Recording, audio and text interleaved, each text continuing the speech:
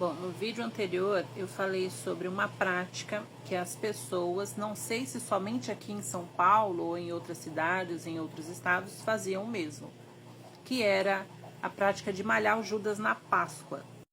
Isso já não acontece mais há alguns anos, mas por muitos anos aconteceu. Todo ano na Páscoa era feito um boneco, Judas, amarrado num poste e todo mundo batia. E é claro que existem muitas pessoas que nunca ouviram falar da história de Judas. Quem é Judas? Por que faziam isso com ele? O que ele fez? O que aconteceu? E aí eu vou contar para vocês aqui a história de Judas de acordo com a Bíblia. Este relato está lá no livro de Mateus, no capítulo 26, onde Jesus fala assim: como vocês sabem, estamos a 2 dias da Páscoa, e o Filho do Homem será entregue para ser crucificado. Naquela ocasião, os chefes dos sacerdotes e os líderes religiosos do povo se reuniram num palácio do sumo sacerdote, cujo nome era Caifás. E juntos eles planejaram prender Jesus à traição e matá-lo. Mas diziam: não durante a festa, para que não haja tumulto entre o povo. E estando Jesus em Betânia, na casa de Simão, o leproso, aproximou-se dele uma mulher com um frasco de alabastro, que era um perfume muito caro. E aqui eu me equivoquei no vídeo passado falando que essa mulher quebrou o frasco de perfume e derramou nos pés de Jesus e secou com os cabelos.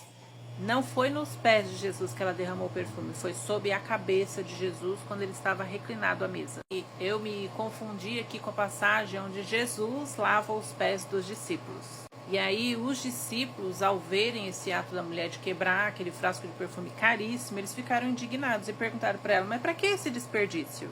E aí Jesus, percebendo a indignação dos discípulos, pergunta para eles assim: mas por que vocês estão perturbando essa mulher? Ela praticou uma boa ação para comigo. E aí Judas falou assim: esse perfume poderia ter sido vendido e o dinheiro distribuído aos pobres.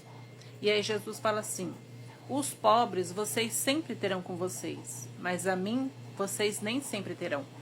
E continua dizendo assim: quando ela derramou esse frasco de perfume sobre mim, ela fez isso preparando o meu corpo para o sepultamento. E onde quer que o evangelho seja pregado em todo o mundo, isso que ela fez também será lembrado em sua memória. Assim como eu estou fazendo agora. Nesse instante foi que Judas se dirigiu aos sacerdotes e perguntou para eles: o que vocês me darão para que eu o entregue a vocês? E eles propuseram pagar a Judas 30 moedas de prata. E desse momento em diante, o acordo feito, Judas ele procurava por uma oportunidade para entregar Jesus aos chefes do sumo sacerdote. Durante a noite, enquanto Jesus estava com os discípulos à mesa se alimentando, ele falou o seguinte: certamente um de vocês me trairá. E aí os discípulos ficaram muito tristes e se questionando, falando entre eles: eu não sou. Quem será? Eu não sou. Eu jamais faria isso. E aí naquele questionamento dos discípulos para Jesus, querendo saber quem era o traidor, Jesus fala assim: eu vos digo que aquele que comeu no mesmo prato que eu, há de me trair. Jesus já sabia que ele seria crucificado, o que estava escrito a respeito dele. E ele disse assim: o que está escrito vai acontecer ao meu respeito, mas ai daquele por quem isso vem acontecer. Melhor seria que ele não tivesse nascido. E aí Judas, que já havia iniciado a traição a respeito de Jesus, ele já tinha feito o acordo lá com os chefes dos sumos sacerdotes, ele chega até Jesus e fala assim: com certeza não sou eu, mestre. E aí Jesus afirma para Judas: sim, é você. Ele poderia ter pensado no que ele fez e revertido a situação, né? Ter pensado assim: não, eu não posso fazer isso. Se arrependido ali do que ele fez. Depois de Jesus ter dito para ele: é você que vai me trair. Ele poderia ter caído em si e tentado reverter a situação, mas não foi isso que ele fez. Ele prosseguiu com um plano já arquitetado, ele esperou o momento oportuno na presença dos chefes, dos sumos sacerdotes, foi lá e deu um beijo no rosto de Jesus, sinalizando assim que era Jesus e que eles deveriam prendê-lo. Depois que Jesus foi preso, houve julgamento, onde eles queriam saber qual era a acusação contra Jesus, enfim. Jesus foi condenado e aí amarrado, e Judas, vendo que Jesus foi condenado e seria morto, ele se arrependeu. Só depois que ele viu Jesus amarrado, condenado e sendo levado a Pilatos, o governador, foi que Judas se arrependeu.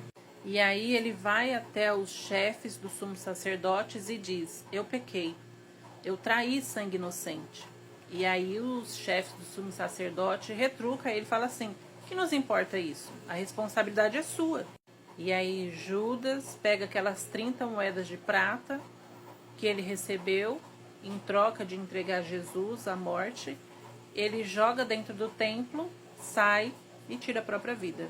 Aí os chefes do sumo sacerdote juntam, né, aquelas moedas que Judas jogou ali dentro do templo e fala que eles não podem juntar aquele dinheiro de novo no tesouro, porque ele é um dinheiro de sangue inocente. E aí eles compram um terreno com aquelas moedas para fazer um cemitério de estrangeiros.